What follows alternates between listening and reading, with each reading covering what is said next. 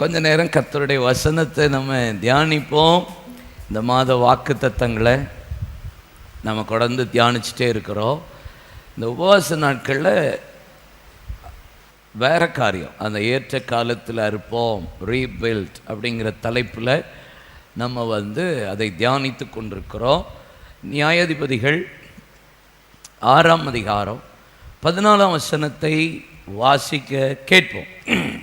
அப்பொழுது கர்த்தர் அவனை நோக்கி பார்த்து, உனக்கு இருக்கிற இந்த பலத்தோட போ, நீ இஸ்ரவேலை மீதியானியரின் கைக்கு நீங்களாக்கி ரட்சிப்பாய், உன்னை அனுப்புகிறவர் நான் அல்லவா என்றார். உனக்கு இருக்கிற இந்த பலத்தோடே போ, உன்னை அனுப்புகிறது நான் அல்லவா. இந்த வசனத்தை தொடர்ந்து தியானிக்க ஆண்டவர் நமக்கு கிருபை செய்கிறார். 4 காரியத்தை உங்களுக்கு காண்பித்து கொடுத்தேன். 1, பாதுகாக்க வேண்டும் என்கிற எண்ணம் கிதியோனுக்குள்ளே இருந்தது. 2வது, பிதாக்கள் சொன்ன காரியத்தை குறித்து, பிதாக்களை குறித்த எண்ணம் கிதியோனுக்குள்ளே இருந்தது. 3வது, போ என்று அனுப்பினுகிறவர் கர்த்தர் என்ற எண்ணம் அவனுக்குள்ளே இருந்தது. 4வது, பாத்திரன் அல்ல என்கிற எண்ணம் அவனுக்கு இருந்தது. இந்த 4 காரியம்தான் கர்த்தரின் பட்டயம் கிதியோனின் பட்டயமாய் மாறியது. 32,000 பேர் வந்தாலும் அதில் கடைசியில் 10,000 பேர் நின்றார்கள். பயமும் திகிலும் உள்ளவன் ஓடி போக கடவன் என்று சொன்னபோது 10,000 தான் மீதியா இருந்தது. மீதி ஆண்டவர் சொன்னார், எவன் நாய்களை போல நக்கி குடிக்கிறானோ அவனை மாத்திரம் நீ தெரிந்து கொள் என்று சொன்னபோது ஏறக்குறைய 9,700 பேர் அவர்கள் கையில ஏந்தி குடித்தார்கள். வெறும் 300 பேர் மாத்திரம்தான் நக்கி குடிக்கிற கூட்டமா இருந்தது. அதை வைத்து ஆண்டவர் கிதியோனை பலப்படுத்தி அவனை கொண்டு மீதியானியர்களை ஒரு மனுஷனை முறியடிக்கிறது போல கர்த்தர் மீதியானியர்களை முறியடித்தா என்று வேதம் சொல்லுகிறார். ரொம்ப பேரை கொஞ்சம் அல்ல, ஆண்டவர் கொஞ்சம் பேரை கொண்டு பெரிய காரியங்களை தேவனால் செய்ய முடியும். அல்லேலூயா சொல்லுங்க. ஒரு யோசபாத்துக்கு விரோதமாக யுத்தம் வந்தபோது துதிக்கிறவர்களை முன்னாடி நிறுத்தி யுத்தத்தில் கர்த்தர் ஜெயம் கொடுத்தார். ஒரு எசேக்கியாவுக்கு விரோதமாக யுத்தம் வந்தபோது எசேக்கியாவும் ஏசையாவும் அபயமிட்ட போது கர்த்தர் ஒரு பெரிய தூதனை அனுப்பி 1,85,000 அசீரியர்களை சங்கரிக்கு போட கர்த்தர் கிருபை செய்தார்.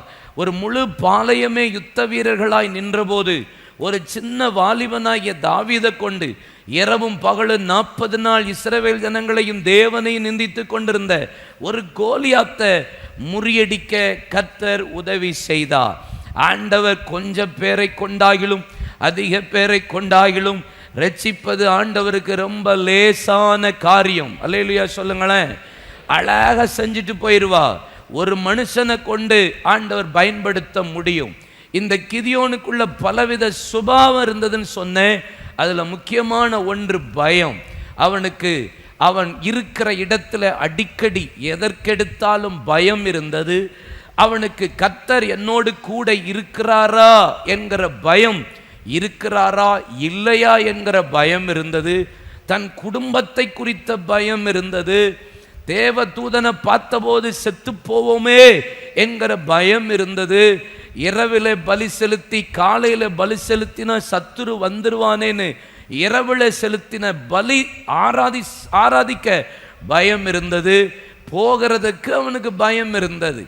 எல்லா பயத்தில் உள்ள மனுஷனை தான் கர்த்தர், பலம் உள்ளவனை கர்த்தர் பயன்படுத்துறத விட பலவீனமானவனையும் இழிவானவைகளையும் அற்பமானவர்களையும் தான் கொண்டு பயங்கரமான காரியங்களை தேவன் செய்கிறவ. நம்ம வாழ்க்கையில் எப்போ பலவீனம்னு நினைக்கிறோமோ அப்போ தான் கர்த்தர் நம்மளை பலப்படுத்துகிறார். நான் எப்போ பலவீனனா இருக்கனோ அப்போ தான் பலன் உள்ளவர் என்னோடு கூட இருந்து கிரியை செய்கிறத பார்க்க முடிகிறார். நான் எப்பெல்லாம் என்னால் முடியலைன்னு நினைப்பேனோ அப்போல்லாம் நான் அதிகமாக ஊழியம் செஞ்சுருக்கிறத பார்க்க முடிகிறார். அப்போ கிதியோன் பலவீனன் என்று சொன்னவனை தான் பயங்கர பராக்கிரமசாலியின் பட்டயமா கர்த்தர் பயன்படுத்துகிறார். இந்த காலை வேளையில் சொல்றேன், உள்ளதை அவமாக்கும்படி இல்லாதவைகளை தெரிந்து கொள்ளுகிறவர், ஞானிகளை வெட்கப்படுத்தும்படி பைத்தியமானவைகளை தெரிந்து கொள்ளுகிறவர், பலவானை வெட்கப்படுத்தும்படி பலவீனர்களையும் உலகத்தில் இழிவானவைகளையும் அற்பமானவைகளையும் தெரிந்து கொள்ளுகிறவர். இந்த காலையில் உங்களுக்கு ஒரு குட் நியூஸ் சொல்றேன். உங்களால் முடியாதுன்னு சொல்றீங்களா? நீங்க தான் ஏசப்பாவுக்கு பர்ஃபெக்டான ஆளு. எனக்கு பைபிள் தெரியலன்னு சொல்றீங்களா? You are the right person for breach the gospel. உங்களுக்கு பாட தெரியலன்னு சொல்றீங்களா? நீங்க தான் ஆராதிக்க சரியான ஆளு. உங்களை கொண்டுதான் கர்த்தர் அசாதாரணமான காரியங்களை. Come on, you are the right person, you are chosen, you are selected. கை தட்டுங்க. உலகத்தில் இருக்கிற வேலைகள், வியாபாரத்தில், படிக்கிற இடத்துல நீங்க பக்காவா ஃபர்ஸ்டா இருந்தாதான் உங்களை செலக்ட் பண்ணுவாங்க. இங்க உலகம் எது ரிஜெக்ட் பண்ணுதோ அதைத்தான் பரலோகம் செலக்ட் பண்ணும். ஆமென். கர்த்தருக்கு மகிமை உண்டாகட்டும். சரி, காத்து கொள்ள வேண்டும் என்று சொன்னேன். பாதுகாத்து கொள்ளுகிற எண்ணம், இதை குறித்து சில காரியங்களை கடந்த நாட்களில் சொல்லி முடிச்சிருக்கிறேன். ஞாபகம் இருக்குன்னு கர்த்தருக்குள்ள நம்புகிறேன்.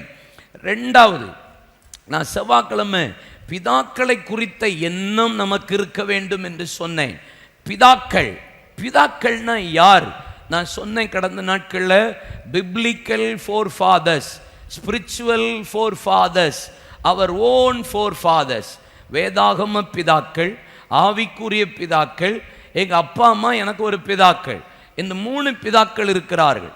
இந்த பிதாக்கள் எப்படிப்பட்டவர்கள் என்றால், இன்னைக்கு வாசித்த சங்கீத பகுதியில் கூட 22:4 சொன்னோம், பிதாக்கள் அவர் மீது நம்பிக்கை வைத்தார்கள், நம்பின அவரை நீ விடுவித்தே.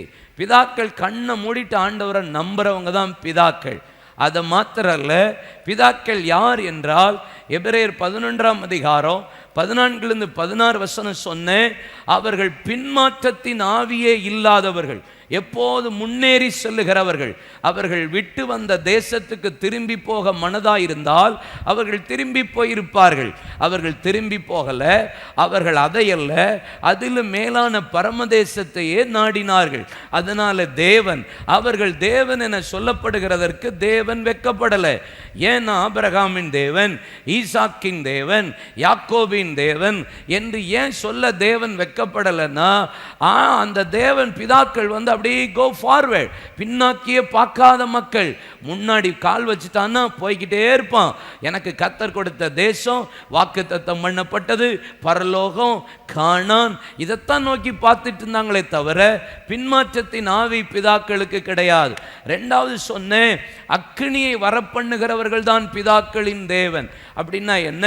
1 ராஜாக்கள் 18:36 பலிபீடம் செப்பனிட்டு பலியை சந்து சந்தாக துண்டித்து 12 கட்டை, 12 கல், 12 குடம் தண்ணியை ஊற்றி, ஆபிரகாமின் தேவனே, ஈசாக்கின் தேவனே, யாக்கோவின் தேவனே, இதையெல்லாம் உம்முடைய வார்த்தையின்படி செய்தேன் என்பதை இந்த ஜனங்கள் அறிந்து கொள்ளும்படி என்னை கேட்டருளும் என்று சொன்னபோது வானத்திலிருந்து அக்னி வந்தது, பலியை அச்சித்தது, பலிபீடத்தின் தண்ணீரை நக்கி போட்டது. மூன்றாவது சொன்னேன், பிதாக்களின் தேவன் யார் என்றால் அவர் எப்படிப்பட்டவர்? தரிசனம் உள்ளவர் என்று சொன்னேன். எது தரிசனம்? ஆபிரகாமுக்கு தரிசனம், மோசேக்கு கர்த்தர் தரிசனம் முச்சடியில் தோன்றி, நான் ஆபிரகாமின் தேவன், ஈசாக்கின் தேவன், யாக்கோவின் தேவன் என்று வெளிப்படுத்தினார். நான்காவது சொன்னேன், உயிர்த்தெழுதலை நம்பி அவர்கள் விசுவாசித்து நம்பிக்கை வைத்தார்கள் பிதாக்கள் என்பதாக. அதே போல கடைசியா சொன்னேன், 105ஆம் சங்கீதத்தில் பிதாக்களின் தேவன் உடன்படிக்கையின் தேவன் என்பதாக. இதை செவ்வாய்க்கிழமை பேசினேன். ஆபிரகாம்னா யாரு? ஈசாக்குனா யாரு? யாக்கோபுனா யாரு? ஆபிரகாம் யாரு? சிநேகிதன் எனப்பட்டவன். ஆபிரகாம்னா என்ன? சிநேகிதன், தேவனுக்கு சிநேகிதன். ரெண்டாவது விசுவாசத்தின் தகப்பன். மூன்றாவது அநேக ஜாதிகளுக்கு தகப்பன். ஈசாக்கு எப்படி? பிறக்கு முன்பாக பெயரிடப்பட்டவன், வாக்குத்தத்தத்தின் சந்ததி, மாம்சத்தின் சந்ததி இஸ்மவேல், வாக்குத்தத்தத்தின் சந்ததி, விசுவாசத்தாலேயே உருவாக்கப்பட்டவன், விசுவாசத்திலேயே வளர்ந்தவன், மரணத்துக்கு ஒப்பு கொடுக்கப்பட்டவன் இயேசுவை போல. யாக்கோபு எப்படிப்பட்டவன்?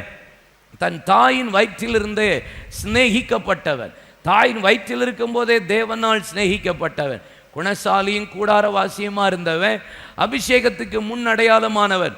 ஒரு கல்லை நிறுத்தி அதற்கு எண்ணெயும் தண்ணியும் வாத்து, நான் நிறுத்தின கல் உமக்கு வீடாகும், தேவரீர் எனக்கு தருகிற எல்லாவற்றிலும் தசமபாகங்களையும் காணிக்கைகளையும் செலுத்துவேன் என்று 32ஆம் அதிகாரம் கடைசி 2 வசனத்தில் சொல்லப்பட்டிருக்கிறார். 4வது போராடுகிறவன், தேவனோடும் மனிதனோடும் போராடினான் என்று சொல்லப்பட்டிருக்கிறார். ஓசியா 12:2 அவன் போராடி கெஞ்சி தேவ சமூகத்தில் ஆசீர்வாதத்தை பெற்று கொண்டவன். இதுதான் பிதாக்கள் அப்படின்னு செவ்வாய்க்கிழமை காண்பித்து கொடுத்தேன். இன்னைக்கு ஒரு 4 காரியத்தை சொல்ல போறேன். ஆமாம், பிதாக்கள், 4 fathers, அவங்களுடைய நன்மைகள், அவங்களுடைய ஆசீர்வாதங்கள், அவர்களுடைய மேன்மைகள் என்ன? 1, பிதாக்கள் ஆணையிட்ட தேசம். 2வது, பிதாக்களுக்கு ஆணையிட்ட சத்தியம். 3வது, பிதாக்களுக்கு ஆணையிட்ட ஆசீர்வாதம். 4வது, பிதாக்களுக்கு ஆணையிட்ட உடன்படிக்கை. சொல்லுங்க. பிதாக்களுக்கு ஆணையிட்ட தேசம், பிதாக்களுக்கு ஆணையிட்ட சத்தியம், பிதாக்களுக்கு ஆணையிட்ட ஆசீர்வாதம், பிதாக்களுக்கு ஆணையிட்ட உடன்படிக்கை. இது 4 பிதாக்களுடைய மேன்மை. இதெல்லாம் என்னன்னு ஒவ்வொரு பாயிண்ட்டு வேக வேகமாக வசனத்தை காண்பித்து கொடுக்கிறேன். நல்லா ஜபிச்சு நல்ல தேவனுடைய நாமத்தை மைமைப்படுத்துவோம். இதில் சொல்லப்பட்டது எப்பயுமே நீங்கள் ஒன்று தெரிஞ்சுக்கணும். எப்போ பிரசங்கம் பண்ணினாலும் இந்த பிரசங்கம் முதல்ல எனக்குன்னு உங்களுக்கு தெரியணும். யோசுவா 1ஆம் அதிகாரம் அதனுடைய 6ஆம் வசனம். ஜோசுவா சாப்டர் 1:6. பலன் கொண்டு திடமனதாயிரு, பலன் கொண்டு திடமனதாயிரு, இந்த ஜனத்தின் பிதாக்களுக்கு நான் கொடுப்பேன் என்று ஆணையிட்ட தேசத்தை. அண்டர்லைன், ஆணையிட்டு கொடுத்த, இவருடைய பிதாக்களுக்கு ஆணையிட்டு கொடுத்த தேசத்தை நீதான் இவர்களுக்கு பங்கிடுவாய். அல்லேலூயா. மொத்தம் எத்தனை கோத்திரம்? 12 கோத்திரம். மோசே ஜனங்களுக்கு பிரித்து கொடுத்த கோத்திரம் எத்தனை? 2.5. சொல்லுங்க. 2.5. 2.5 கோத்திரம் மோசே பிரித்து கொடுத்தா. மீதி 9.5 கோத்திரத்தை யார் தான் பிரித்து கொடுத்தா? யோசுவா. கர்த்தர் யோசுவாவை கொண்டு தான் கர்த்தர் எல்லாத்துக்கும் பிரித்து கொடுத்தா. யோசுவாவை கொண்டு. யோசுவாவுக்கு இப்போ மோசே மரிச்சிட்டான்னு சொன்ன உடனே ரொம்ப பலவீனப்பட்டு இருக்கும்போது ஆண்டவர் சொல்கிறாரு, நீ பலன் கொண்டு திடமனதா இரு, திகையாத கலங்காத, நான் மோசையோடு கூட இருந்தது போல உன்னோடு கூட இருப்பேன், நீ பலன் கொண்டு திடமனதா இரு, நான் உன்னை விட்டு விலகுவதும் இல்லை, உன்னை கைவிடுவதும் இல்லை, பலன் கொண்டு திடமனதா இரு, திகையாத கலங்காத, நான் உன்னோடு கூட இருப்பேன், பலன் கொண்டு திடமனதா இரு, இவருடைய பிதாக்களுக்கு நான் ஆணையிட்டு கொடுத்த தேசத்தை நீ தான் பங்கிட்டு கொடுப்ப. அவர் 2 தான் கொடுத்தாரு. ஆனால் நான் சொல்கிறேன், அந்த வாக்கு தத்தத்தை உன் கையை வச்சு தான் நான் நிறைவேற்றுவேன் என்று யோசுவாவை கொண்டு 9.5 கோத்திரத்தையும் கர்த்தர் பிரித்து கொடுக்க உதவி செய்தான். பிதாக்களுக்கு ஆணையிட்டதை யார் வருவா, யார் கொடுப்பா, எப்படி எனக்கு ஆசீர்வாதம் வரும்னு ஏங்கி கொண்டிருந்த போது கர்த்தர் யோசுவாவை எழுப்பி அவனை சகல ஜனங்களுக்கு முன்பாக மேன்மைப்படுத்தி 3:7 மேன்மைப்படுத்துவேன்னு சொன்னவர் 4:14 மேன்மைப்படுத்தி அவனை கொண்டு பங்கிட்டு கொடுத்தார் என்று வேதம் சொல்லுகிறார். ஒரு 2 வசனத்தை உங்களுக்கு காண்பித்து கொடுக்கிறேன். சங்கீதம் 105:11. உங்கள் சுதந்திர பாகமான கானான் தேசத்தை, இங்க பாருங்க, உங்கள் சுதந்திர பாகமான கானான் தேசத்தை உனக்கு தருவேன் என்றார். சுதந்திர பாகமான கானான் தேசம் அப்படின்னா என்ன அர்த்தம்? இப்போ லேவியர்கள்ட்ட ஆண்டவர் சொல்றாரு, என்னாகமம் 18:20 நானே உங்களுக்கு சுதந்திரமும் பங்குன்னு சொல்றாரு. சங்கீதம் 16 4, 5, 6 வசனத்துல நேர்த்தியான இடத்துல எனக்கு பங்கு கிடைச்சது, சிறப்பான சுதந்திரம் உண்டு என்று போடப்பட்டிருக்கிறது. நீங்க மார்த்தாள் அங்க எடுத்து பார்த்தீங்கன்னா அவள் அநேக காரியங்களினால் கவலைப்படுகிறாள். தேவையானது ஒன்று, நல்ல பங்கை இவள் தெரிந்து கொண்டாள் என்பதாக. அப்ப சுதந்திரம் பங்கு அப்படின்னா, சுதந்திர பாகம்னா எங்க அப்பா சொத்து எனக்குன்னு அர்த்தம். அப்ப எங்க அப்பாவுடைய சுதந்திரம், எங்க அப்பாவுடைய ஆசீர்வாதம் ஆண்டவர் சொல்றார், அதை உனக்கு தருவேன்னு. ஏசப்பாவுடைய பிள்ளைகள் மாத்திரம் கையை தட்டி விசுவாசிப்பீங்கன்னா ஆண்டவருடைய ஆசீர்வாதம் எல்லாம் எனக்கு தான் கர்த்தர் தரப்போறாரு. கண்டிப்பா உங்க கைத்தட்டுக்கு கிடைச்சிரும்பா. டெஃபினட்டா கர்த்தர் கொடுத்துருவார். Don't worry. அல்லேலூயா, ஆமென். கர்த்தர் சொன்னார்னா கண்டிப்பா செய்வாரு. அவருடைய ஆசீர்வாதம், சுதந்திரமும் பங்கோ கர்த்தர் அவருடைய பிள்ளையாகிய எனக்கு தரார். சுதந்திர பாகம் எனக்கு. ஆமென். சரி, இப்போ இந்த பங்கு எல்லன்னு இருக்குல்ல, இந்த சுதந்திரம், தேசம், பட்டணம். பைபிள்ல வசனத்தை பாருங்களேன். அப்போஸ்தலர் 17ஆம் அதிகாரம் 26ஆம் வசனம் பாருங்க. Acts chapter 17 verse 26. மனுஷ ஜாதியான சகல ஜனங்களையும் அவர் ஒரே இரத்தத்தினாலே தோன்ற பண்ணி. பாருங்க, உலகத்தில் இருக்கிற எல்லா ஜனங்களையும் ஒரே இரத்தத்தினால தோன்ற பண்ணி பூமியின் மீதெங்கும் குடியிருக்க செய்து. எல்லா ஜனங்களையும் குடியிருக்க பண்ணி முன் தீர்மானிக்கப்பட்ட காலங்களையும் அவர்கள் குடியிருப்பின் எல்லைகளையும் குறித்திருக்கிறார். அப்படின்னா இங்க பார்ஷியாலிட்டியே பார்க்காம, காம்ப்ரமைஸே பண்ணாம, என் ஆண்டவர் நம் தேவன் அவர் சாயல்ல உண்டாக்கப்பட்ட ஜனத்துக்கு இரத்தத்தினால ஒரேடியா தோன்ற பண்ணி அவங்கள பூமி மீது எங்கும் குடியிருக்கிறதற்கு தீர்மானம் பண்ணி எல்லையெல்லாம் குறிச்சு வச்சிருக்கிறாருன்னு போட்டிருக்கு. அப்போ பூமியில மனுஷன் வாழ்றதுக்கு ஒரு குறிப்பிட்ட எல்லையை கர்த்தர் வைத்திருக்கிறார். அப்படிதான் அர்த்தம். நீங்க நீதிமொழிகள் 8ஆம் அதிகாரம் 30 வசனத்தை நீங்க வாசித்து பார்த்தீங்கன்னா 27 வானங்கள் படைக்கையில், வானங்களை வட்டமைக்கிறதுக்கு முன்பாக, அங்கே சமுத்திரங்களுக்கு எல்லைகளை குறிக்கிறதுக்கு முன்பாக, எல்லா ஊற்றுகளையும் உண்டாக்குறதுக்கு முன்பாக நான் மனுமக்களோடு சந்தோஷப்பட்டு கொண்டிருந்தேன்றார். அப்படின்னா என்ன அர்த்தம்?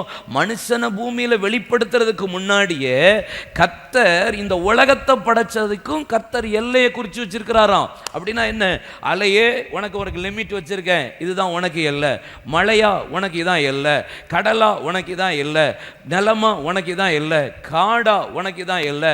எல்லாத்தையும் கர்த்தர் பிக்ஸ் பண்ணி வச்சுட்டு அப்புறம் கர்த்தர் மனுஷனை உண்டாக்கி மனுஷனுக்கும் ஒரு எல்லையை குடியிருக்க பண்ண நியமிச்சிருக்கிறார். ஆனா இதுல ஸ்பெசிபிக்கா யுனிக்கா கர்த்தர் ஒரு காரியம் செய்யறாரு. அங்கதான் விஷயம் இருக்கு. உபாகமம் 32ஆம் அதிகாரம் 8ஆம் வசனம் பாருங்க. உன்னதமானவர் ஜாதிகளுக்கு சுதந்திரங்களை பங்கிட்டு, எல்லா ஜாதிகளுக்கும் சுதந்திரத்தை பங்கிட்டாரா? ஆதாமின் புத்திரரை வெவ்வேறாய் பிரித்த காலத்தில், ஆதாமின் புத்திரரை வெவ்வேறாக பிரித்த காலத்தில் இஸ்ரவேல் புத்திரருடைய தொகைக்கு ஆதாமுக்கு கீழே இரத்தத்தினால உண்டாக்கப்பட்ட எல்லா ஜனங்களுக்கும் குடியிருக்க எல்லைகளை குறித்தவர். ஆனா இஸ்ரவேல் புத்திரருடைய தொகைக்கு தக்கதாக சர்வ ஜனங்களின் எல்லைகளை. அப்படின்னா என்ன சொல்றாரு? என் பிள்ளைகளுக்கு நான் ஃபிக்ஸ் பண்ணது கொஞ்சம் யூனிக்கா தான் இருக்கும்னு சொல்றாரு. கர்த்தருடைய ஜனத்துக்கு தேவன் கொடுக்கிறது விசேஷமா இருக்கும். ஏசப்பா பிள்ளைகளுக்கு, இரத்தத்தினால கழுவப்பட்ட பிள்ளைகளுக்கு, ஆவிக்குரிய இஸ்ரவேலர்களுக்கு தேவன் குறித்திருக்கிற எல்லை விசேஷம். கையை தட்டி ஆண்டவரை மகிமைப்படுத்துங்க. அல்லேலூயா, கர்த்தருக்கு மகிமை உண்டாகட்டும். இந்த வாக்குத்தத்தம் பண்ணப்பட்ட கானான் இருக்குல்ல, இஸ்ரவேல் ஜனங்களுக்கு கொடுப்பேன் என்று சொன்ன இந்த கானான் தேசத்தில் 10 விதமான ஜாதி இருந்தது. அதுதான் ஒரு கானான் சொல்றோம்ல. 10 விதமான கூட்டம் இருந்தது. எல்லாம் அந்நிய ஜாதிகள், புறஜாதிகள் ஆக்கிரமிப்பு பண்ணி கொண்டார்கள். எப்படி தாவீது சிக்லாக்குக்கு திரும்பி வர்றதுக்குள்ள தெற்புறத்து சீமையிலிருந்து அமலேக்கியர் வந்து எல்லாவற்றையும் சிறைப்படுத்தி அவனுடையதெல்லாம் எடுத்துக்கொண்டு போனார்களோ, இன்னைக்கு பிசாசும் நமக்கு கிடைக்க வேண்டிய ஆசீர்வாதம், நமக்கு கிடைக்க வேண்டிய நன்மை, நமக்கு கிடைக்க வேண்டிய வாக்குத்தத்தம், நமக்கு கிடைக்க வேண்டிய சுதந்திரம், நமக்கு கிடைக்க வேண்டிய பங்கை பிசாசு இன்னைக்கு கையில பிடிச்சு வச்சிருக்கிறான். அதனால தான் இயேசு பூமியில வந்து இரத்தத்தை கொடுத்து நம்மளை பிள்ளையா மாத்தி ஆவிக்குரிய இஸ்ரவேலர் உனக்குன்னு கொள்ள உங்களுக்குன்னு சொல்றதுக்கு கர்த்தர் இந்த வசனத்தை கொடுக்கிறார். என்ன செய்ய விரும்புறார் தெரியுமா? அவன் கையிலிருந்து பிடுங்கிதான் இஸ்ரவேல் ஜனங்களுக்கு கர்த்தர் பங்கிட்டு கொடுத்தது போல இன்னைக்கு ஆவிக்குரிய இஸ்ரவேலராய நமக்கு பிசாசு எதெல்லாம் நம்மகிட்ட இருந்து திருடிட்டு போனானோ அதை எல்லாவற்றையும் கர்த்தர் நமக்கு திரும்பி தரப்போகிறார். இந்த உபவாச நாள்ல கர்த்தர் உங்களுக்கு கொடுக்கிற விளையேற பெற்ற வாக்குத்தத்தம், whatever you lost in your life, சிறியதிலும் பெரியதிலும் ஒன்று குறையாதபடி தாவீது திருப்பி கொண்டது போல இந்த பகல் வேளை சொல்லுகிறேன், கர்த்தர் சகலத்தையும் திருப்பி கொள்ள பண்ண போகிறார். எதெல்லாம் பிசாசு கொண்டு போனா, எதெல்லாம் பிசாசு திருடினா, திருப்பி கையை தட்டி ஆண்டவரை மகிமைப்படுத்துங்க. அல்லேலூயா, கர்த்தருக்கு மகிமை. நான் ஒரு 2-3 வசனம் சொல்றேன், ரொம்ப ஆச்சரியமா இருந்தது. உபாகமம் 2:5, உபாகமம் 2:9. அவர்களோட போர் செய்ய வேண்டாம், அவர்கள் தேசத்தில் 1 அடி நிலமும் உங்களுக்கு கொடேன், சேயீர் மலை நாட்டை ஏசாவுக்கு சுதந்திரமாக கொடுத்தேன். ஏசாவுக்கு சுதந்திரமாக கொடுத்தேன். 9. அப்பொழுது கர்த்தர் என்னை நோக்கி, நீ மோவாபை வருத்தப்படுத்தாமலும் அவர்களோட போர் செய்யாமலும் இரு, அவர்கள் தேசத்தில் உனக்கு ஒன்றும் சுதந்திரமாக கொடேன். ஆர் என்னும் பட்டணத்தின் சீமையை லோத் புத்திரருக்கு சுதந்திரமாக கொடுத்தேன். லோத் புத்திரருக்கு அங்க 5ல ஏசா, இங்க டக் டக் லோத்து, இங்க ஏசா. ஏசா பாஸ் எப்படி? லோத்து எப்படி? லோத்து பிரிந்து போகிறவன், லோத்து சோதோம் குமாரில் வாழ்ந்தவன், லோத்து உடன்படிக்கை மீறினவன், உடனடி தீர்வை விரும்புகிறவன், உலகத்தின் மீது ஆசையாக இருக்கிறவன். பல காரியங்களை லோத்தை சொல்லலாம். லோத்து மூலியமாக தான் மோவாப்பும் அம்மோன் சந்ததியும் சபிக்கப்பட்ட சந்ததி பிறந்தது. லோத்து ஆபிரகாம் வாக்குத்தத்தத்தை, சுதந்திரத்தை, விசுவாசத்தை விட்டுட்டு விலகி போகிறவன். இப்படிப்பட்ட எத்தனையோ லோத்தை பற்றி சொல்லலாம். இப்போ ஏசாவை எடுத்துக்கோமே, ஆசீர்வாதத்தை அலட்சியம் பண்ணினவன், கசப்பான வேர் முளைத்தெலும்பி ஒருவேளை போஜனத்துக்காக தன் சேஷ்டபுத்திர பாகத்தை விற்று போட்ட ஏசான்னு சொல்லப்பட்டிருக்கிறது. கவலையற்று இருக்கிறவன். இப்பேற்பட்டவனுக்கே கர்த்தர் சுதந்திரத்தை கொடுத்தாராம். லோத்துவுக்கு சுதந்திரம், ஏசாவுக்கு சுதந்திரம். யூதாஸ் காரியோத்து இயேசுவை காட்டி கொடுத்ததுக்கே 30 வெள்ளிக்காசுன்னா, நான் சொல்றேன், இப்படிப்பட்ட ஒரு சந்ததிக்கே கர்த்தர் சுதந்திரத்தை தருவாரானால், ஆவிக்குரிய இஸ்ரவேலராயிருக்கிற பிதாக்கள் ஆணையிட்டு கொடுத்த தேசத்தின் ஆசீர்வாதம் ஏசப்பா எனக்கு தராம வேற யாருக்குங்க தர போறாரு? ஏசப்பா பிள்ளைகளுக்கு தராம வேற யாருக்கு தருவா? விலங்குனா கை தட்டுங்க, விலங்குனா ஒன்றும் செய்ய முடியாது. லோத்துக்கே கொடுக்கிறாரு. சபிக்கப்பட்ட சந்ததியை பிறப்பிச்ச ஒரு மனுஷனுக்கே கொடுக்கிறாரு. அற்பமா என்ன கவலையற்று இருக்கிற ஒரு சேஷபுத்திர பாதத்தை பத்தியே சி அப்படின்னு போட்டு போனவனுக்கே கொடுக்கிறாரு. காட்டி கொடுத்தவனுக்கே ஒரு சத்துரு 30 வெள்ளிக்காசு கொடுப்பானா? இயேசுவை மகிமைப்படுத்துகிற, இயேசுவின் ரத்தத்தினால கழுவப்பட்ட, அப்படி ஆவியினால தாகம் தீர்க்கப்பட்ட, பிதா குமாரன் பரிசுத்தாவி நாமத்தினால ஞானஸ்நானம் எடுத்த, ஆவியினால் நிரப்பப்பட்டு அப்படியே பந்தியில இருக்கிற பிள்ளைகளுக்கு, பெந்தேகோஸ்தே உபதேசத்தில் இருக்கிற பிள்ளைகளுக்கு எவ்வளவு தருவோம்? அல்லேலூயா. தருவாரா மாட்டாராப்பா? கண்டிப்பா, கண்டிப்பா. சூப்பரா இருக்குல்ல? கண்டிப்பா தருவார். உபாகம் 28ஆம் அதிகாரம் 8, 11, 12 வசனம்லாம் நீங்கள் வீட்டில் போய் தயவுசெய்து வாசிங்க. டைம் இல்லை, நான் வேகமாக பாயிண்ட் சொல்கிறேன். பிதாக்களுக்கு கொடுப்பேன் என்று தேசத்தில் இஸ்ரவேல் ஜனங்களை கொண்டு போன போது அவங்களுக்கு கிடைத்த பல ஆசீர்வாதம். உபாகம் 28ல் 8ஆம் வசனம், அதிலிருந்து நீங்கள் 12ஆம் வசனம் வரைக்கும் குறிச்சிக்கோங்க. அதை போய் வீட்டில் மெதுவாக வாசிங்க, சொல்லுங்கள். அதில் ஒவ்வொரு ஆசீர்வாதம், நான் கடன் வாங்க மாட்டேன், கடன் கொடுப்பேன். சொல்லுங்கள், நான் கடன் வாங்க மாட்டேன், கடன் கொடுப்பேன், வட்டிக்கு கொடுப்பேன். ஹலோ, இருக்கீங்களா? கடன் கொடுப்பேன், நான் வட்டி கடை கொடுக்கணும் அப்படிலாம் செய்யக்கூடாது. கர்த்தருக்கு மகிமை. நான் கையிட்டு செய்யும் வேலையெல்லாம் என் தேவனாகிய கர்த்தர் என்னை ஆசீர்வதிப்பார். ஆமென். அதில் என்னென்ன வாக்குத்தத்தம் இருக்கோ அதெல்லாம் நீங்கள் அறிக்கை பண்ணி இந்த உபாச நாளில் ஜெபம் பண்ணுங்க. கர்த்தர் பிதாக்களின் தேசத்தை, ஆணையிட்ட தேசத்தை உங்களுக்கு தருவார். 2வது ஆசீர்வாதம். இதில் இன்னொன்று சொல்ல மறந்துட்டேன் பாருங்களேன். இந்த தேசம் இருக்குல்ல, இஸ்ரேல் தேசத்தில் இஸ்ரேல் ஜனங்களை, யூத ஜனங்களை அப்படியே கர்த்தர் ஸ்கேட்டர்ட் பண்ணிட்டார், சிதறடிச்சிட்டார். இல்லை, சிதறடிச்சிட்டார். இஸ்ரேல் தேசம்னு ஒன்னே காணமே பண்ணிட்டார். ஏன்னா ஜனங்கள் செஞ்ச சேட்டை அப்படி. இப்போ ஆனால் அவர் ஒரு நாளும் பொய்யுரையாத தேவன்ல, வாக்குத்தத்தம் பண்ணினார்னா மாற மாட்டார்ல, சொன்னா தந்துருவார். எனக்கு என்ன ஆச்சரியம், தேசமே இல்லைன்னு சொன்ன ஒரு காலகட்டம் 1958 மீண்டும் இஸ்ரேல் தேசம் துளிர்த்தது. உலக மேப்பில் ஒரு டாட், நீங்கள் மேலேருந்து பார்த்தீங்கன்னா தெரியும், மேலே ஒரு ட்ரோனில் போய் பாருங்கள், ஒரு டாட் அப்படிதான் இருக்கும்.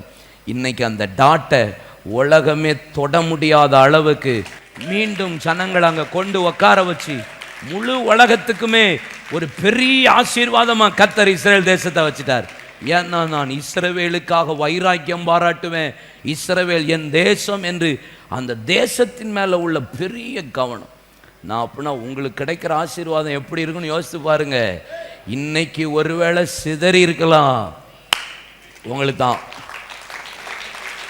No man can touch my blessing, no man can touch my territory, no man can touch. Hallelujah, amen. சரி, ரெண்டாவது, பிதாக்களுக்கு ஆணையிட்ட சத்தியம். வாசிக்க கேட்போம். மீகா 7:20. தேவரீர் பூர்வ நாட்கள் முதல் எங்கள் பிதாக்களுக்கு ஆணையிட்ட சத்தியத்தை யாக்கோபுக்கும் கிருபையை ஆபிரகாமுக்கும் கட்டளையிடுவீராக. ஆணையிட்ட பிதாக்களுக்கு ஆணையிட்டு கொடுத்த சத்தியம் என்ன? ஆபிரகாம் ஒரு பிதா, யாக்கோபு ஒரு பிதா, ஈசாக்கு ஒரு பிதா. அவங்களுக்கு ஆணையிட்டு கொடுத்த சத்தியம் என்ன? ஆதியாகமம் 26ஆம் அதிகாரம் 4ஆம் வசனத்தை பாருங்க. ஆபிரகாம் என் சொல்லுக்கு கீழ்ப்படிந்து, முத வார்த்தை எனக்கு கீழ்ப்படிஞ்சான். இரண்டாவது என் விதிகளை, என் கற்பனைகளை, என் நியமங்களை, பிரமாணங்களை கைக்கொண்டான். முதல்ல கீழ்ப்படிஞ்சான், அப்புறம் என் விதி, என் கற்பனை, என் பிரமாணம், என் நியமங்கள், 5 காரியங்களையும் கை கொண்டான். இதான் ஆபிரகாம் பிதாக்களை குறித்து. ஆதியாகமம் 18ஆம் அதிகாரம் அதனுடைய 19ஆம் வசனத்தை வாசித்து பாருங்க. ஆபிரகாமை குறித்து என்ன சொல்லப்பட்டிருக்கிறது என்பதாக. கர்த்தர் ஆபிரகாமுக்கு சொன்னதை நிறைவேற்றும்படியாய். கர்த்தர் ஆபிரகாமுக்கு சொன்னது என்னது? கீழ்ப்படிதல், நியமம், பிரமாணம், கட்டளை, விதி, இந்த 5 காரியத்தையும் சொன்னார்ல. அது ஆபிரகாம் என்ன செஞ்சிருக்கிறாராம் பாருங்களேன். அவன் தன் பிள்ளைகளுக்கும் தனக்கு பின்வரும் தன் வீட்டாருக்கும் தங்கள் நீதியும் நியாயத்தையும் செய்து கர்த்தருடைய வழியை காத்து நடவுங்கள் என்று கட்டளையிடுவான் என்பதை அறிந்திருக்கிறேன் என்றார். ஆண்டவர் சொல்றார், எனக்கு நல்லா தெரியும். அவன் கீழ்ப்படிஞ்சு கை கொள்றவன் மாத்திரமல்ல, கை கொண்டு அவன் பிள்ளைகளுக்கும் அவன் வீட்டாருக்குமே கற்றுக் கொடுக்கிறவன் தான் பிதா. இந்த பிதாக்களுடைய பிள்ளைகளா நீங்க இருப்பீங்கன்னா, நீங்க கற்றுக்கொள்றது மாத்திரமல்ல, நீங்கள் ஒப்பு கொடுக்கிறது மாத்திரமல்ல, உங்க பிள்ளைகளுக்கும் நீங்கள் அதை போதிக்கணும். பைபிள் படிச்சியா? கேட்கணும். ஜெபம் பண்ணியா? கேட்கணும். சர்ச்சுக்கு போறியா? கேட்கணும். இது தப்பு, பைபிள் பிரகாரம் இது தப்பு, நீ செய்யலாமா? கேட்கணும், சொல்லணும். நீதி, நியாயங்கள், பிரமாணங்கள், கீழ்ப்படிதல், விதி. வா, என்னன்னு போறான். அவனெல்லாம் தண்ணி தொளிச்சிட்டேன் பிரதர். உங்களையும் தண்ணி தொளிச்சிடுவார் பிரதர். விடக்கூடாது. உங்கள் கையில் கர்த்தர் கொடுத்த பிள்ளை அது உங்கள் சுதந்திரம் இல்லை. 1 சாமுவேல் 2ஆம் அதிகாரம் கடைசி 2 வசனத்தில் ஏலி ஆண்டவர் சொல்லார், என்னை விட உன் பிள்ளைகளை நீ அதிகமாக மதிப்பானேன். ஏன் நீ ஒரு ஆசானியாராக இருந்துட்டு என்னை விட என் பிள்ளைகளை மதிக்கிற? நீ அதில் கொஞ்சம் கவனக்குறைவாக இருக்க, சரியில்லை. அடுத்தது ஏலியை பற்றி என்ன சொல்கிறாரு? ஏலியின் குடும்பத்தார் என்ன நினைக்கிறாங்க? பலியினாலே காணிக்கைகளினாலே பாவம் நிவர்த்தி ஆகும்னு நினைக்கிறாங்க. காசு கொடுத்து கரெக்ட் பண்ணிடலான்னு நினைக்கிறான். அது கதையாவாது. இயேசு கிறிஸ்துவின் ரத்தமே அல்லாமல் மீட்பு கிடையாதுன்னு சொல்லி கொடுங்கிறார் ஆண்டவர். இல்லையா சொல்லுங்க. பலியினாலும் காணிக்கையினாலும் அப்படின்னா என்ன? பாஸ்டருக்கு காணிக்கை கொடுத்து செட் பண்ணிடலான்னு நினைக்கிறான். ஆபிரகாம் கற்றுக் கொடுத்தான். நீங்க உங்க பிள்ளைக்கு என்ன செய்யணும்? அதுக்கு முதல்ல நீங்க என்ன செய்யணும்? நீங்க கற்றுக் கொடுக்கணும்னா நீங்க ஃபர்ஸ்ட். உங்களுக்கே நோவா கதை தெரிய மாட்டேங்குது, நீங்க எப்படி உங்க பிள்ளைகளுக்கு நோவா கதையை சொல்லி கொடுப்பீங்க? அப்போ நீங்க உங்க பிள்ளைக்கும் உங்கள் வீட்டாருக்கும் உங்கள் சந்ததிக்கும் இந்த சத்தியத்தை சொல்லணும்னா நீங்க நீங்க பைபிள் வாசித்தீங்களா? வசனத்தை கை கொள்றீங்களா? பைபிளை மனனம் பண்றீங்களா? உங்களை கர்த்தர் உண்டாக்கின நோக்கம் தெரியுமா? அல்லேலூயா சொல்லுங்க. ஆமென். இப்படி சத்தியத்தை கை கொள்ளுகிற பிள்ளைகளுக்கு என்ன ஆசீர்வாதம் தெரியுமா? ரோமர் 11ஆம் அதிகாரம் 28ஆம் வசனம். சுவிசேஷத்தை குறித்து அவர்கள் உங்கள் நிமித்தம் பகைஞராய் இருக்கிறார்கள். இவங்க பகைஞராய் இருக்கிறார்கள் அப்படின்னா என்ன? வசனத்தை உபதேசத்துக்கு பகைஞர் அப்படின்னா என்ன? ஒன்னையும் கை கொள்ள மாட்டேங்கிறாங்க. ஆனா கை கொள்ற பிள்ளைகளுக்கு என்ன ஆசீர்வாதமா? தெரிந்து கொள்ளுதலை குறித்து அவர்கள் பிதாக்கள் நிமித்தம் அன்பு கூறப்பட்டவர்களாய் இருக்கிறார்கள். அன்பு கூறப்பட்டவர்களாய் இருக்கிறார்கள். 1 கொரிந்தியர் இங்க பாருங்க 10ஆம் அதிகாரம் 1ஆம் வசனம் பாருங்க. இஸ்ரவேல் ஜனங்கள் எகிப்திலிருந்து புறப்பட்டு வந்த அநேக பிதாக்களின் மீது நான் பிரியமா இருக்கல. ஏன் பிரியமா இருக்கலன்னு சொன்னா 6ஆம் அதிகாரம் 10ஆம் அதிகாரம் 6ஆம் வசனத்திலிருந்து 10ஆம் வசனம் வரைக்கும் வாசித்து பாருங்க. அவர்கள் இச்சித்தது போல நீங்களும் இச்சியாதிருங்கள். அவர்கள் விக்கிரகாராதனை கொண்டது போல நீங்களும் விக்கிரகாராதனை செய்யாதிருங்கள். அவர்கள் வேசித்தனம் பண்ணினது போல நீங்களும் வேசித்தனம் பண்ணாதிருங்கள். அவர்கள் முறுமுறுத்தது போல நீங்களும் முறுமுறுக்காதிருங்கள். அவர்கள் பரீட்சை பார்த்தது போல நீங்களும் பரீட்சை பார்க்காதிருங்கள். எல்லாரும் கிளம்பி வரலாம், ஆனா கை கொண்டது யாரு? 30 லட்சம் பேர் வரந்து பரப்பிட்டு வந்தான். சத்தியத்தை கை கொண்டது யாரு? யோசுவா, காலேப். நன்மை தீமை அறியாத சிறு பிள்ளைகள். யோசேப்பின் எலும்புகள் அந்த தேசத்தில் பிரவேசித்தது. பிதாக்களாயிட்ட தேசத்தை சுதந்திரிக்கணும்னா நான் கட்டளை பிரமாணத்தை கை கொள்ளணுமா வேண்டாமா? கை கொள்ளணும்ல. அல்லேலூயா சொல்லுங்க. 3வது வேகமா முடிச்சிடுறேன். பிதாக்களுக்கு ஆணையிட்ட ஆசீர்வாதம். கலாத்தியர் 3ஆம் அதிகாரம் அதனுடைய 14ஆம் வசனம். ஆபிரகாமுக்கு உண்டான ஆசீர்வாதம், பிதாக்களுக்கு உண்டான ஆணையிட்டு கொடுத்த ஆசீர்வாதம் யாருக்கு? ஆபிரகாமுக்கு உண்டான ஆசீர்வாதம் இயேசு கிறிஸ்துவின் மூலியமாய் பிரஜாதிகளாகிய நமக்கு வரும்படி ஆண்டவர் இயேசு எனக்காக சிலுவையிலே சாபமானார், பாடுபட்டார், இந்த மரணத்தை ஏற்றுக்கொண்டார். எபேசியர் 3ஆம் அதிகாரம் 3ஆம் வசனம் 3 ஆசீர்வாதம் சொல்லப்பட்டிருக்கிறது. உடன் சுதந்திரரா மாற்றிருக்கிறார், உடன் பங்காளியா மாற்றிருக்கிறார். ஆண்டவர் ஒரே சரீரத்துக்கு உட்பட்டவர்களா என்ன மாற்றிருக்கிறார். இதெல்லாம் எப்படிப்பா நடந்தது? இந்த ஆசீர்வாதம் எப்படி கிடைச்சது? இயேசு பாடுபட்டதுனால, இயேசு சிலுவை சுமந்ததுனால, இயேசு சாபமானதுனால, இயேசு இந்த மாதிரி பாடுகளை உட்படுத்தப்பட்டதுனால தான் உடன் சுதந்திரர், உடன் பங்காளி, ஒரே சரீரமா இன்னைக்கு மவுண்ட் சர்ச்சை ஒரே சரீரமா கர்த்தர் வைத்திருக்கிறதற்கு ஆபிரகாமின் ஆசீர்வாதம் இயேசு கிறிஸ்துவை ஏற்றுக்கொண்ட ஒவ்வொரு பிள்ளைகளுக்கு உண்டாயிருக்கிறது. அல்லேலூயா சொல்லுங்க. அப்ப இது எப்படி வரும் பிரதர்? பாடுகளினால வந்திருக்கு, பட்ட பாடுகளினால, சிலுவையினால வந்திருக்கு. அப்படின்னா ரோமர் 8ஆம் அதிகாரம் அதனுடைய 17ஆம் வசனம் என்ன சொல்லுகிறது? நாம் பிள்ளைகளானால் சுதந்திரருமாமே, கிறிஸ்துவின் உடன் சுதந்திரருமாமே, கிறிஸ்துவுடனே நாம் மகிமைப்படும்படி அவரோட கூட பாடுபட்டால் கர்த்தர் பிதாக்களுக்கு ஆணையிட்ட ஆசீர்வாதத்தை தருவா. சும்மா எல்லாம் தரமாட்டாரு. ஆண்டவர் சொல்றார், நீங்கள் பிள்ளைகளானால் சுதந்திரரும் கிறிஸ்துவின் உடன் சுதந்திரர், அவரோட கூட மகிமைப்படும்படி அவரோட கூட பாடுபட்டாதான் இந்த ஆசீர்வாதம். சும்மா எவனாவது தருவேன்னு சொன்னா அவனு என்கிட்ட கூட்டுவான். பாடே இல்லாம ஏதாவது ஆசீர்வாதம் இருக்குன்னு யாராவது உங்களுக்கு டீச் பண்ணா நீங்க கொஞ்சம் கூட ஹெசிடேட் பண்ணாம எழும்பி நின்று எப்படின்னு கேட்டு ரோமர் 8:17 காமிங்க, போதும். வேற ஒண்ணுமே கேடம். இது என்ன பிரதர்?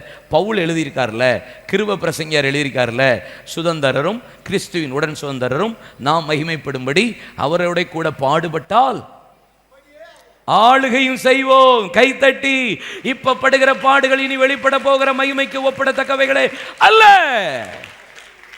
பாடுபட்டால் அப்படி ஆகும். பிதாக்கள் ஆணையிட்ட உடன்படிக்கை. கடைசியா முடிகிறேன். உபாகமம் 7:12. இந்த நியாயங்களை நீங்கள் கேட்டு கை கொண்டு அவைகளின்படி செய்வீர்களானால் அப்பொழுது உன் தேவனாகிய கர்த்தர் உன் பிதாக்களுக்கு ஆணையிட்டு கொடுத்த உடன்படிக்கையும் கிருபையும் உனக்காக காப்பா. பிதாக்களுக்கு ஆணையிட்ட உடன்படிக்கை. உபாகமம் 8:18 வாசித்து பாருங்க. அவர் உன் பிதாக்களுக்கு ஆணையிட்டு கொடுத்த தம்முடைய உடன்படிக்கை உறுதி பண்ணும்படி இந்நாளில் உனக்கு உண்டாயிருக்கிறது போல ஐஸ்வர்யத்தை சம்பாதிக்கிறதற்கான பலனை உனக்கு கர்த்தர் ஒரு கவர்னன் பண்ணிட்டார்னா உங்க ஆசீர்வாதத்துக்கு வேண்டிய, பெருக்கத்துக்கு வேண்டிய, சம்பாதிக்கிறதுக்கு வேண்டிய எல்லா பலனையும் கிருபையும் கர்த்தர் தந்துடுவார். ஒரே ஒரு கவர்னன்ட். பைபிளில் ஆபிரகாமோடு ஆதியாகமம் 17ஆம் அதிகாரத்தில் உடன்படிக்கை பண்ணினார். நான் உன்னோட உடன்படிக்கை பண்ணுறேன். ஆதியாகமம் 9, 11, 12, 13 நோவாவோடு உடன்படிக்கை. இனி ஜலத்தினால் அடிக்க மாட்டேன் என்ற ஒரு உடன்படிக்கை. யாத்திராகமம் 2ஆம் அதிகாரம் 24ஆம் வசனத்தை பாருங்க. நான் ஆபிரகாமோடும் ஈசாக்கோடும் யாக்கோபோடும் செய்த உடன்படிக்கையை நினைவு கூர்ந்தார் என்று போடப்பட்டிருக்கிறார்.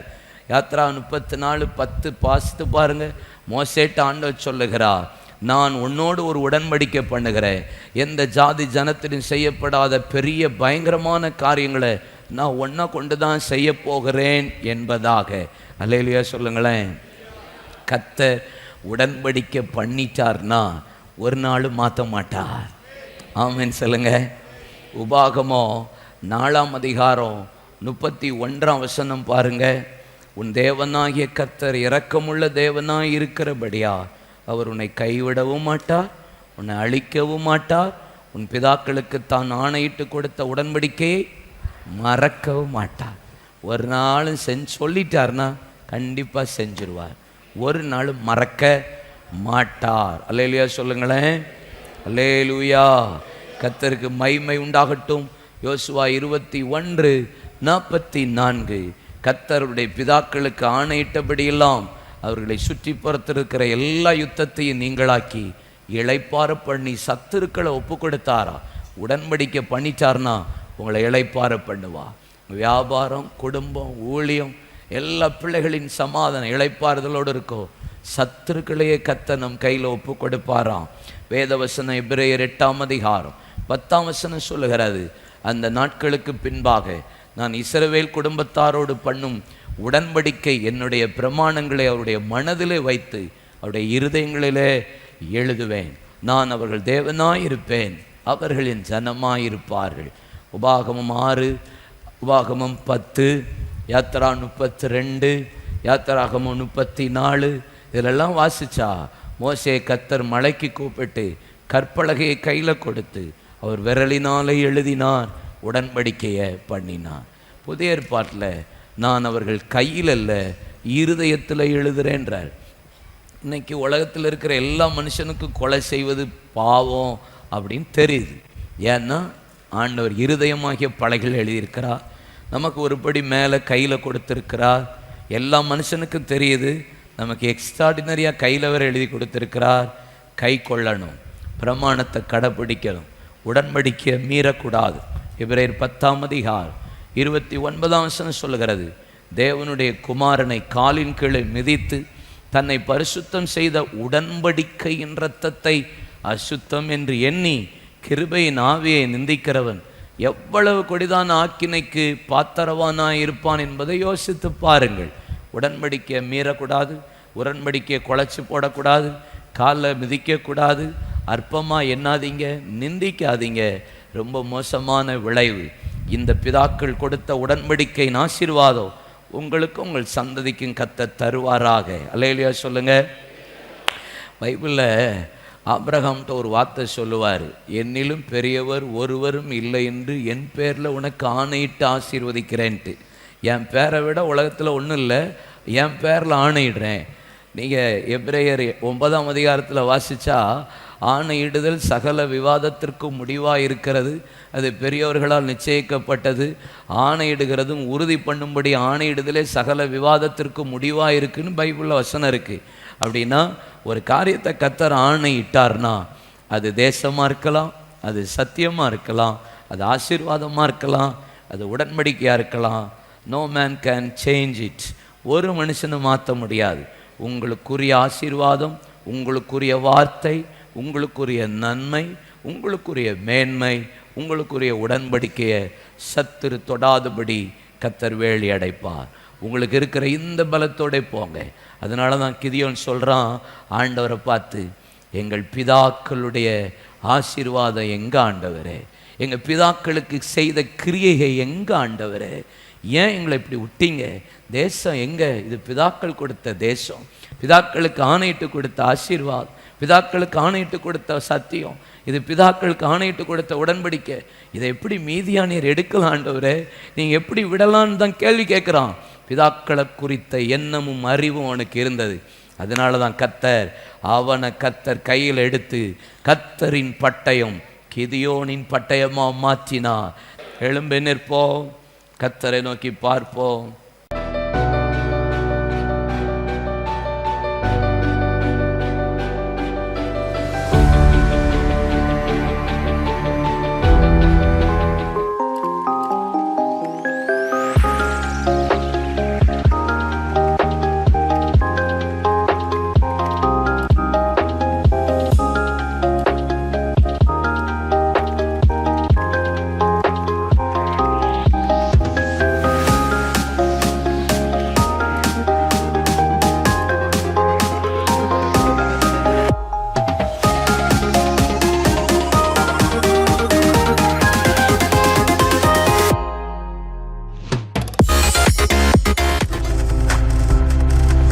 நீங்கள் பார்த்து கொண்டிருப்பது உங்கள் ஜாய் டிவி. உங்கள் துக்கம் சந்தோஷமாய் மாறும்.